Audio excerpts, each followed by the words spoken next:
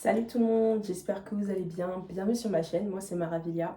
Donc aujourd'hui dans cette vidéo, je vais vous donner quelques trucs et astuces pour économiser, pour épargner en tant qu'étudiant.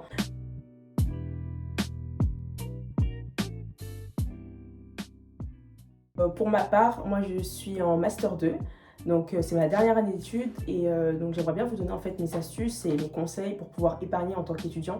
Je sais que c'est pas évident pour tout le monde, mais on peut faire des trucs en fait au quotidien qui vont nous permettre en fait de se retrouver avec une bonne somme d'argent à la fin de l'année ou je sais pas, au bout de plusieurs années. Donc c'est vraiment très très intéressant. Et j'aimerais également souligner le fait que en tant qu'étudiant, c'est vraiment très important d'épargner à partir de 15 ans, 17 ans jusqu'à la trentaine. C'est vraiment très très important d'épargner pendant cette période-là de votre vie parce que ça va pouvoir vous ouvrir beaucoup de portes pour la suite en fait, donc ne négligez pas cet aspect-là. Donc mon premier conseil, c'est vraiment construire son budget. Donc là, je vais plutôt parler aux étudiants voilà, qui vivent seuls, qui ne vivent plus chez leurs parents. Donc là, il faut vraiment construire son budget. Il faut savoir aussi qu'il y a des étudiants qui travaillent, il y en a d'autres qui ne travaillent pas. Donc ma vidéo va vraiment plus s'intéresser à ceux qui travaillent ou ceux qui ont des revenus en fait assez réguliers. Donc moi, ce que je vous conseille de faire dans un premier temps, c'est vraiment vous construire un budget. Je ne sais pas si vous le faites actuellement, mais moi j'ai commencé à le faire très récemment et c'est vraiment très bien pour traquer ses dépenses, traquer, voir ce qui rentre et ce qui sort de votre compte bancaire. Donc moi je vous conseille vraiment de vous faire un Excel, un tableau Excel où vous allez mettre en fait toutes vos dépenses, enfin vos revenus dans un premier temps et ensuite toutes les dépenses, donc c'est-à-dire tous les prélèvements automatiques, toutes les factures, tout ce que vous avez à payer dans le mois et également après faire le ratio avec ce qui va vous rester pour faire vos courses ou pour vous amuser ou autre. Donc je vous conseille vraiment de faire un tableau parce que au moins vous allez voir en fait. Parce qu'avec la carte de crédit, quand on paye des choses avec la carte de crédit, on ne s'en rend pas compte et au final on devient un petit peu négligent. Alors que quand on se pose quelques minutes, quelques instants voilà, pour bien poser tout à plat, on se rend compte en fait qu'on dépense énormément d'argent. Et cet argent-là, en fait, on peut faire beaucoup de choses avec. Donc moi, je vous conseille vraiment de faire ça dans un premier temps, c'est de tout répartir sur un tableau Excel ou même sur une feuille en papier, c'est comme vous voulez, mais que vous ayez un visuel en fait de ce qui rentre et ce qui sort de votre compte bancaire. Voilà. Deuxième point, c'est se faire un plan d'épargne. Vraiment très très important d'épargner lorsque vous êtes jeune parce que ça va vous permettre d'avoir accès à pas mal de choses déjà à la trentaine. Donc je vous conseille vraiment de commencer le plus tôt possible. Donc après avoir réalisé votre budget et fait le ratio entre les dépenses que vous avez au mois et ce qui vous reste après toutes ces dépenses-là, vous voyez la somme qui vous reste et ce que je vous conseille vraiment de faire, c'est épargner en premier. Si vous voyez que vous allez, je sais pas, par exemple, je vais faire un exemple comme ça, vous gagnez 1000 euros par mois et que vos dépenses vous reviennent à 600 euros par mois, bah les 400 euros, moi je vous conseille en fait dès le début du mois de prendre les 400 euros et de les mettre automatiquement dans votre compte épargne. Moi personnellement, ce que je fais, c'est que je fais des prélèvements, enfin des prélèvements automatiques. Donc c'est-à-dire tout ce qui est épargne, j'ai vu ça avec mon conseiller à la banque. Ça se fait automatiquement, donc je n'ai pas à me soucier en fait de le faire moi-même. Je sais que tous les temps du mois, l'argent va partir directement à l'épargne et c'est vraiment ce que je vous conseille de faire, c'est d'automatiser votre épargne en fait. Comme ça, vous êtes tranquille, vous n'avez pas besoin d'y penser et vous allez voir que vous allez accumuler une très très grosse somme d'argent et ça, c'est vraiment plutôt intéressant. Autre solution pour épargner, si vous n'avez pas les moyens d'automatiser cette épargne parce que vous n'avez pas des revenus qui sont réguliers, vous pouvez, je sais pas, on va dire tous les 20 du mois ou peu importe, un jour que vous préférez en fait dans le mois, vous le choisissez et puis toute l'année vous allez mettre une somme d'argent sur votre compte d'épargne et puis voilà. Franchement, mon secret pour épargner, c'est pas forcément épargner des grosses sommes et après vous n'êtes plus en mesure de manger correctement, vous devez manger des pâtes tout le long du mois. C'est pas ça le but. Le but, c'est vraiment épargner ce que vous pouvez épargner et rester régulier avec ce montant-là, en fait, jusqu'au bout. C'est vraiment ça le plus important.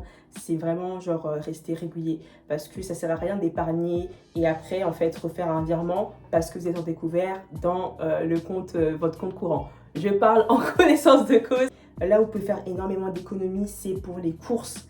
On peut faire tellement d'économies pour les courses et il y a tellement de gens qui ne savent pas en fait, mais je vais vous donner mes conseils en fait en termes de courses, comment vous pouvez épargner et faire des économies lorsque vous faites vos courses. Premièrement, faites-vous une liste, c'est-à-dire que vous allez regarder vos fonds de placard, vous allez regarder ce qui vous reste, vous allez vous préparer vos menus en avance. Comme ça, quand vous allez faire vos courses, en fait, vous n'aurez plus qu'à acheter les ingrédients qu'il faut en fait pour pouvoir réaliser vos menus. Deuxième astuce, c'est acheter les choses au kilo. Donc là, c'est plus pour tout ce qui est fruits et légumes. Des fois, vous voyez que les fruits qui sont en vrac coûtent beaucoup moins cher que les fruits qui sont dans les sachets. Donc moi, je vous conseille vraiment de regarder le prix au kilo parce que c'est beaucoup plus avantageux. Troisième astuce, c'est limiter en fait tout ce qui est viande. Vous pouvez manger de la viande régulièrement, il n'y a pas de souci. C'est comme vous voulez, hein. Si vous avez les moyens de vous acheter de la viande tous les jours, pas de souci. Mais moi, ce que j'ai remarqué, c'est qu'en fait, ma consommation de viande m'a permis en fait de faire des économies parce que la viande de bonne qualité, ça coûte extrêmement cher. Donc, je vous conseille vraiment de varier en fait. Je sais pas, 1-2 fois dans la semaine, faites-vous des plats sans viande et remplacez-les par exemple par des légumineuses, par du tofu. Bon, ça c'est pour ceux qui aiment ou par plein d'autres trucs en fait. Autre conseil, c'est vraiment lorsque vous faites vos courses, achetez-vous également des fast-food entre guillemets, c'est-à-dire achetez-vous par exemple des pizzas, prenez-vous des pizzas comme ça en fait le jour où vous aurez vraiment la flemme et que vous aurez faim, vous n'avez pas envie de manger, de cuisiner quelque chose voilà, qui va vous prendre genre 20-30 minutes à cuisiner, vous allez juste sortir votre pizza ou votre hamburger ou je ne sais pas, des frites, quelque chose en fait qui est surgelé, qui est prêt à être cuisiné et puis voilà, donc faites-vous aussi des fast-food comme ça vous reviendra beaucoup moins cher que d'aller vous commander des Domino's ou des pizzas ou autres sur Uber Eats ou Deliveroo. Donc ça, c'est vraiment un conseil qui est top parce qu'on ne s'en rend pas compte, mais quand on accumule les Uber Eats, les Deliveroo et tout ça, bah, ça fait quand même une grosse somme d'argent qu'on a dépensé au final juste pour de la nourriture, alors qu'on peut cet argent-là, on peut l'économiser, on peut l'épargner et puis on peut investir avec dans le futur. Mon autre conseil, c'est faites-vous des loisirs qui ne sont pas très chers. Au jour d'aujourd'hui, on peut faire tellement de choses en fait sans forcément dépenser de l'argent. Sortir juste pour aller marcher, prendre l'air ou voilà, faire des activités assez gratuites comme le musée, c'est pas très cher, enfin des fois c'est quasiment gratuit. Aller à la piscine, je sais pas, ça c'est pas trop cher non plus. Enfin, trouvez-vous des activités qui vont vous changer de votre quotidien en fait et qui vont vous empêcher en fait de dépenser trop d'argent. Donc c'est pas, je vous dis pas d'arrêter de dépenser de l'argent pour vos activités, mais essayez de trouver des alternatives beaucoup moins chères parce que ça va vraiment vous aider sur le long terme. Tous ces conseils que je vous donne, c'est vraiment sur le long terme d'aller voir un bénéfice en fait, un gain dans votre gestion de vos finances. Un autre de mes conseils, c'est acheter vos vêtements en boutique de seconde main, donc tout ce qui est vintage, tout ça. Donc si vous avez les moyens de le faire en fait, parce que c'est vrai qu'aujourd'hui ça coûte extrêmement cher en fait de bien s'habiller, j'ai envie de dire, parce que faut toujours suivre la tendance et tout. Personnellement, je ne fais plus ça. J'étais vraiment à fond dans ça quand j'étais à la fac et tout, mais j'ai arrêté parce que bon, j'ai pris conscience que voilà, l'argent, ça part très très très vite quand c'est du shopping. Donc, essayez d'acheter vos vêtements sur Vinted, ça sera beaucoup moins cher et puis ça sera bien aussi pour la planète parce que c'est du... c'est quoi le mot déjà ? C'est de l'économie circulaire. Voilà, c'est de l'économie circulaire. Je pense que c'est ça. En gros, c'est très bien parce que ça vous permet déjà d'avoir des nouveaux vêtements et des nouveaux looks sans forcément vous ruiner. Je ne vous dis pas non plus d'éviter d'acheter des vêtements en magasin, parce que moi aussi ça m'arrive de le faire.